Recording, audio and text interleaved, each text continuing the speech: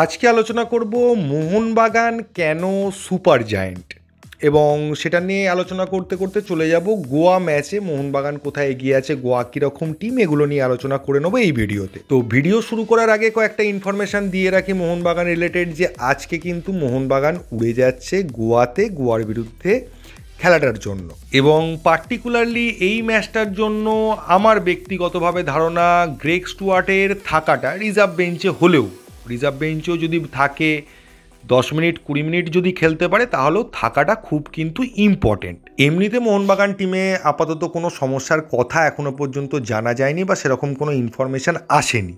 এবার যদি বলি মোহনবাগান কেন সুপার জায়ান্ট, মোহনবাগান কেন সুপার জায়ান্ট, মোহনবাগান যে সুপার জায়ান্টের মতো খেলছে, মানে আইএসএলের বা ইন্ডিয়ান ফুটবলে একটা জায়ান্ট জায়গায় বসে আছে, চিরকালই ছিল, এটা নতুন কিছু নয়, আজকে এসছে এরম ব্যাপার নয়, তবুও সেই ডমিনেশনটা যে ফিরে এসছে, আবার যে আমরা ডমিনেট করতে পারছি এবং জায়ান্ট হয়ে আছি, সেটার পেছনে আসল কারণ কি?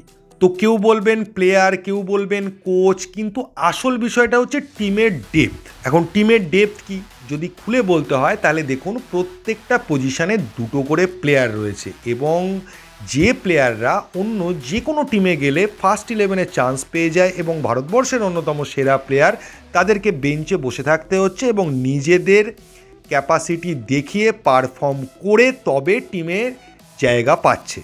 ফলে প্রত্যেকটা প্লেয়ারের কাছে একটা আলাদা তাগিদ রয়েছে নিজেকে প্রমাণ করার। একদিন সে যদি পারফর্ম করতে না পারে, তার অল্টারনেটিভ প্লেয়ার বেঞ্চে বসে আছে, ফলে একদিনের বাজে পারফরমেন্স মানে পরের ম্যাচে বেঞ্চে বসতে হবে। তো প্রত্যেকটা প্লেয়ার কেউ চাইছে না কোনো রকম মিস্টেক করতে বা বেঞ্চে বসতে, ফলে ম্যাচের মধ্যে তারা নিজেদেরকে উজাড় করে দিচ্ছে।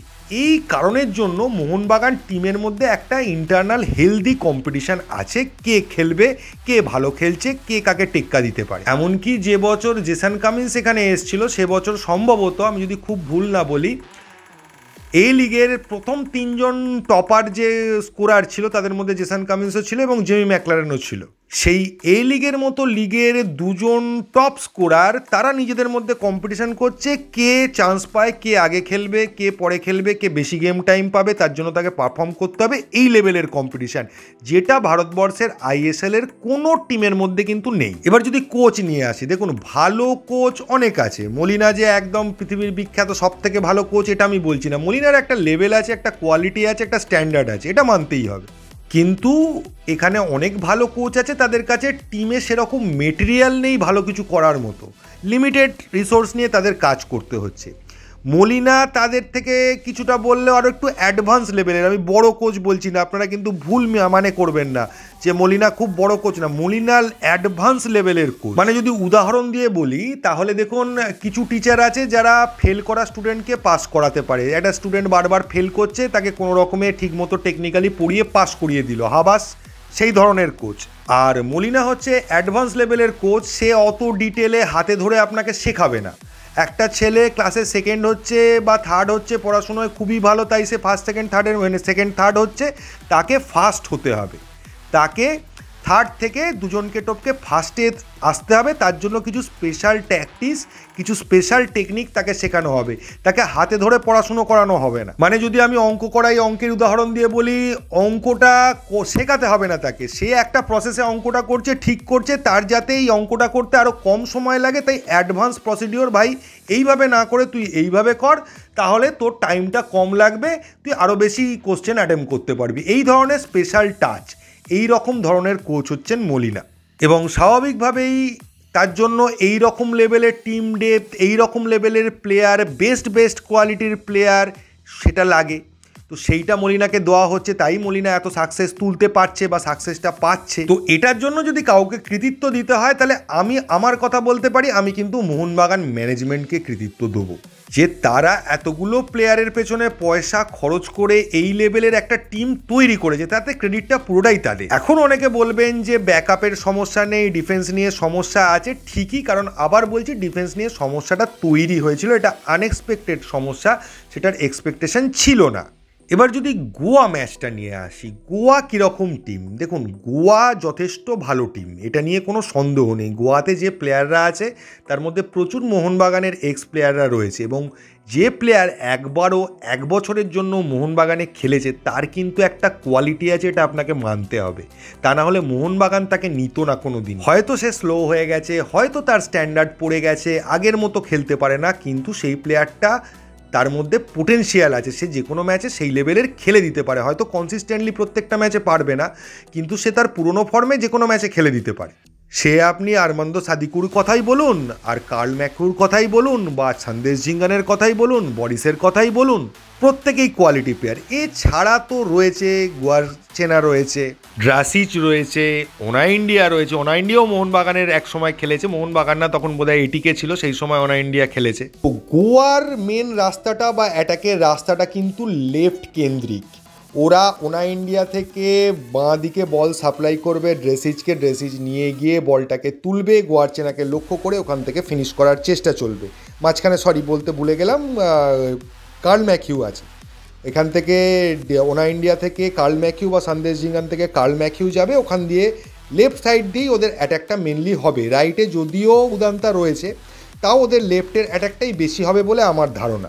এবং সেক্ষেত্রে ভরসা আশিস রায়কে এক্সট্রা দায়িত্ব নিতে হবে। মনবীর তার দায়িত্ব পালন করে, সেটা ঠিকই, তাই মনবীরকে নিয়ে আলাদা করে কিছু বলার নেই, কিন্তু আশিস রায়কে ডিফেন্সিভ ওয়ার্কটা করতে হবে। ও পাস বাড়াক না পারাক, ক্রস ভালো তুলতে পারুক না পারুক, কিছু যায় আসে না, ডিফেন্সটার দিকটা ওকে সামলাতে হবে। আবার গোয়ার ডিফেন্স নিয়ে কথা বললেও গোয়ার ডিফেন্স কিন্তু যথেষ্ট মজবুত। গোয়াতে ওনা ইন্ডিয়া আর সন্দেশ ঝিঙ্গান যখন মাঝখানে খেলছে তখন আপনি বলতে পারেন দুটো বিদেশি ডিফেন্ডারই খেলছে প্রায়।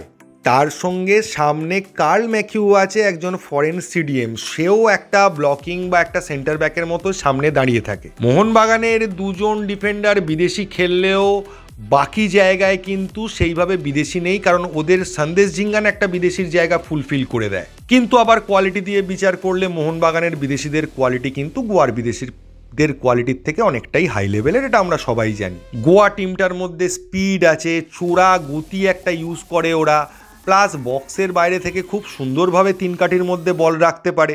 এবং এটা ভুলে গেলেও চলবে না, ওদের কোচের নাম কিন্তু ম্যানুয়েল মার্কোস রোকা। মাঝখানে আবার একটা মোনোলো আছে, সেটা বলতে ভুলে গেছিলাম। এবার মোনোলোর ব্যাপারটা হচ্ছে, ও কিন্তু ওর স্পেশালিটি হচ্ছে যে অল্প কিছু রিসোর্স দিয়ে ও দারুণ কিছু রেজাল্ট দিতে পারে, হাবাসেরই মতো কিছুটা। ফলে একটা ভয়ঙ্কর চাপ বা ভয়ঙ্কর প্রতিরোধ অপেক্ষা করে আছে মোহনবাগানের জন্য, এটা বলার কিছু নেই। প্লাস বিশাল বড় আমাদের ক্ষেত্রে ডিসঅ্যাডভান্টেজ, ওদের ক্ষেত্রে অ্যাডভান্টেজ, ওদের ঘরের মাঠে খেলা। এবং এই অ্যাওয়ে ম্যাচ থেকে যদি আমরা 3 পয়েন্ট আনতে পারি তাহলে তো আমরা অনেকটাই ধরাছোঁয়ার বাইরের দিকে চলে যাব, এটা আর বলতে লাগে না। এখন গোয়া যথেষ্ট টাফ টিম হলেও যেটা করতে পারে মোহনবাগানকে বিপদে ফেলতে পারে, কিন্তু মোহনবাগানের অ্যাডভান্টেজ হচ্ছে মোহনবাগানের কাছে এমন কিছু বেঞ্চে প্লেয়ার আছে যেটা দিয়ে আপনি পুরোপুরি টিমের খোল নলচে বদলে ফেলতে পারেন এবং পুরো সিস্টেমটাকে কিছুটা চেঞ্জ করে দিতে পারেন।